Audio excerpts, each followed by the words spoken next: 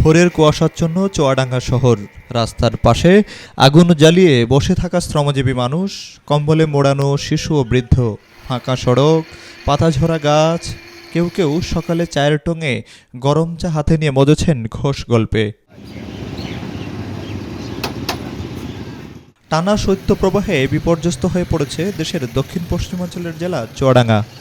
মাঝারি থেকে মৃদু শৈত্যপ্রবাহের কারণে এ অঞ্চলে ছেঁকে বসেছে তীব্র শীত। উত্তরের হিমেল হাওয়ায় কনকনে ঠান্ডায় কাহিল হয়ে পড়েছে জনজীবন।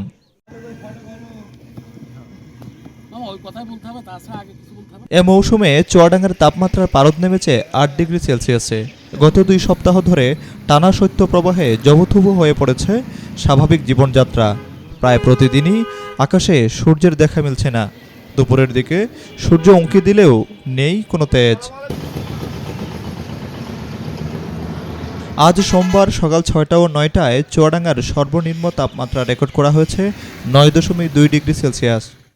তীব্র শীত চুয়াডাঙ্গা জেলায়, কিন্তু সকালে যারা খেটে খায় তারা বের হতে পারছে না, জন খাটতে পারছে না, ঠান্ডায় যেতে পারছে না, কম্বল লাগে।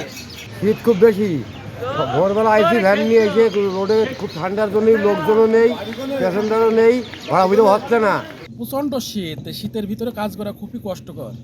ধান ধানে কাজ করছি, শীতে খুবই কষ্ট, প্রচণ্ড শীত, কুয়াশা। এ সময়ে বাতাসের আর্দ্রতা ছিল ৯৭%।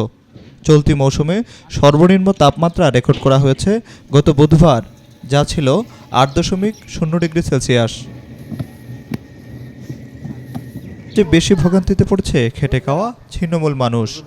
খুব প্রয়োজন ছাড়া কেউ ঘর থেকে বের হচ্ছে না।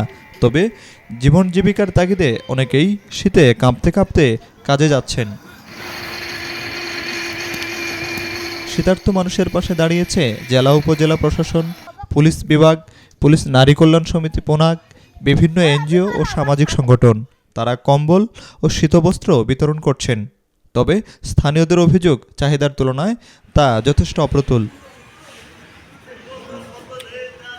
আবহাওয়া পরিস্থিতি বিবেচনায় শীত আরও বাড়ার আশঙ্কা রয়েছে। ফলে দুর্ভোগ কমাতে শীতার্তদের জন্য দ্রুত সহায়তা বাড়ানোর দাবি স্থানীয়দের। Desk report, BNews 24।